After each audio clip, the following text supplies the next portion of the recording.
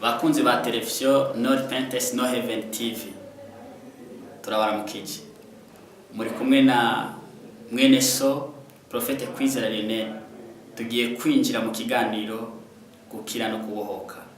Numwanya mwiza wo kubana natwe. Tugiye kwinjira mu ijambo rivuga ngo igihe cyo kwerekanwa kirashitse ku buzima bwawe. Turisanga mu gitabo ca Luka igice cya mbere umurongo wa 80 niho tugiye gusoma.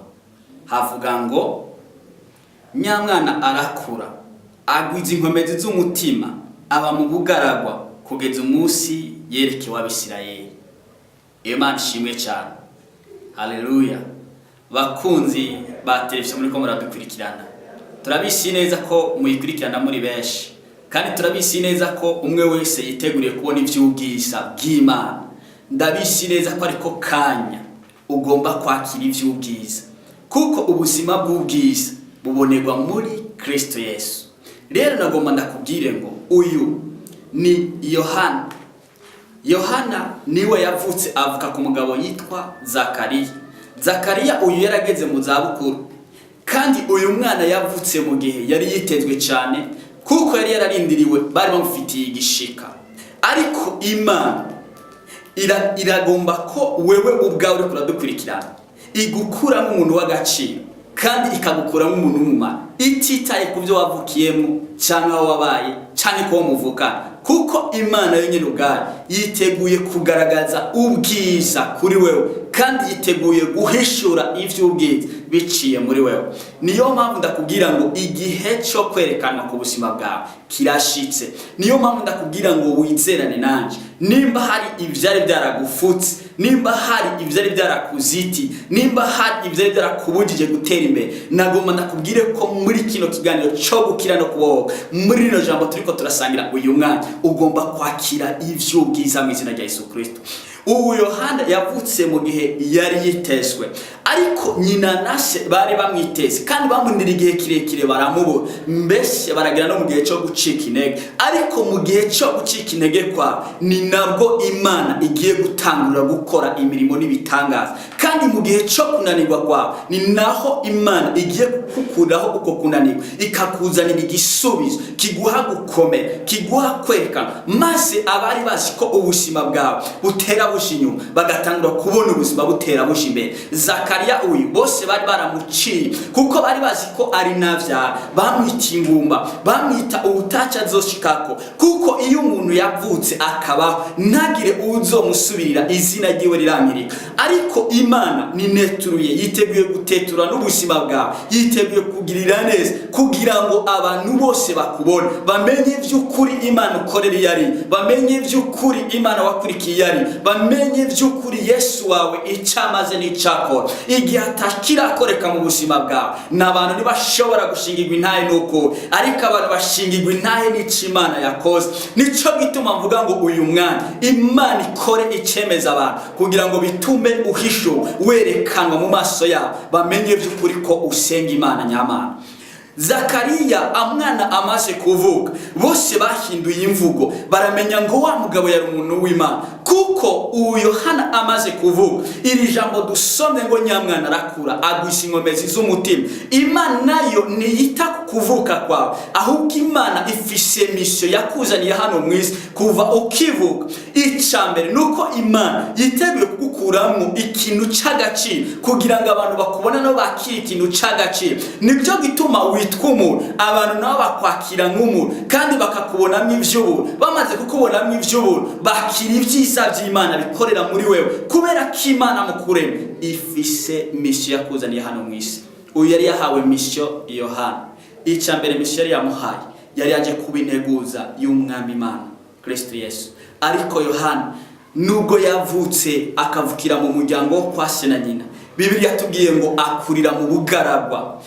akurira mu bugaragwa n'ahantu umuntu aba atishimiye, mu bugaragwa n'ahantu umuntu aryarushe, mu bugaragwa n'ahantu umuntu abaho akengeretse cyangwa asuzuguri. Ariko ndagomba ndakubwire ngo igihe cyo kwerekana gihindura ibyari ubugaragwa kikazana igisubizo. Abantu bose bari bakuzi nk'umuntu Yobu bagatangura kubona ugutotaha mu mubiri no mu mpemu, bagatangura kubona ko ari cyo Yesu yakoze. Nagomba ndakubwire ngo nawe rero igihe cyo kwerekanwa cyawe niki? Igihe cyo kwerekanwa cyawe niki? Nagomba ndagutera ndabwire ngo muri bijye wari kuracamo, muri bijye byari bikomeye, muri bijye byari biguteye ubwoba, cyari igihe cyo gukomera, cyari igihe cyo gutegurwa, cyari igihe cyo kubakwa. Umaze kubakwa, Imana igomba kukwerekana mu maso y'abantu bose bakubona, abakwemera n'abatakwemera, abakugwanya n'abagukunda, bose uri kurakurikirana ino televiziyo ugiye kubona ubwiza bw'Imana, ugiye kwerekanwa mu izina rya Yesu Kristo. Nimba uri umumama wari warahishijwe, Imana igiye kukwerekana mu bwiza bwayo. Nimba uri umupapa wari waranyegejwe aha, Imana igiye kukwerekana mu bwiza bwayo.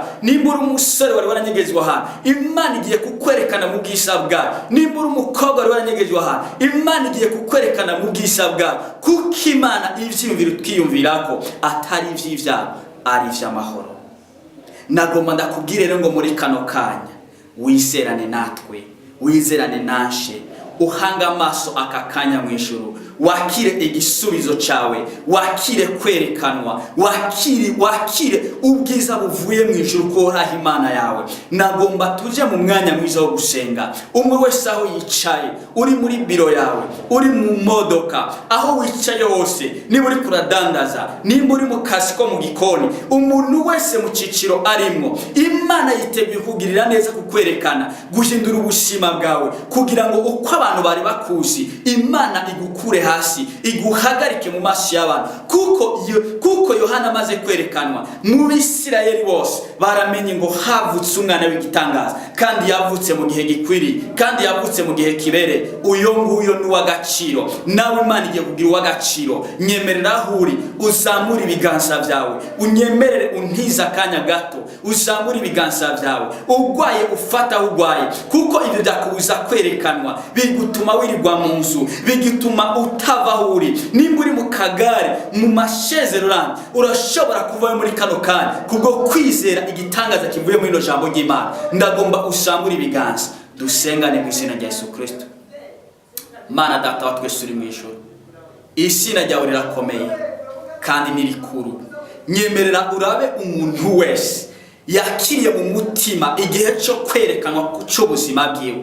Hari abari bashishije, hari abari banyegejwe, hari abari barabitswe kubw'impamvu kanaka, hari ababitswe kubw'ubugwayi, hari ababitswe kubwo ibigeragezo kanaka barimo. Ariko ndagomba igihe cyo kwerekanwa kwabo ko gishitse n'uyu mwanya nyene. Unyemerere ubane nabo, unyemerere ubagirire neza, unyemerere ikiganza cyawe kimanuke ku muntu wari we wese, ku mumama, ku mupapa, ku mukobwa, ku musore. Unyemerere umuntu wese umukorera, umwe wese umwe gufata intebe yiwe y'icubahiro. Abadayimoni banyaze, Satani yanyaze, ibyo ubwisa bwiwe byahishijwe. Unyemerere ubishira habona kugira ngo nawe avyakire, abibe mwanezerewe. Obari bafise imibaba bakire kunezerwa mu izina rya Yesu Kristo.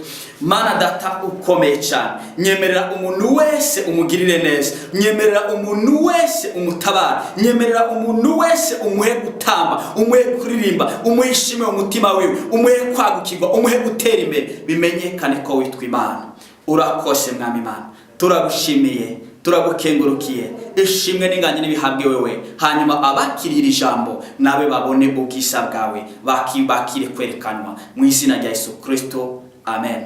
Murakose mwariko murakurikira televiziyo Not Pentecost No Heaven TV, mwari kumwe na Prophete Kwizera Lionel. Turabashimiye mwebwe mwafashe akanya ko kubana natwe. Murakoze cyane. Imana ibahe umugisha, Imana igire neza umuntu wari we wese. Mutere mushimbere, mwakira iby'ubwiza, mwarahesagiwe. Imana ibahe umugisha. Amen.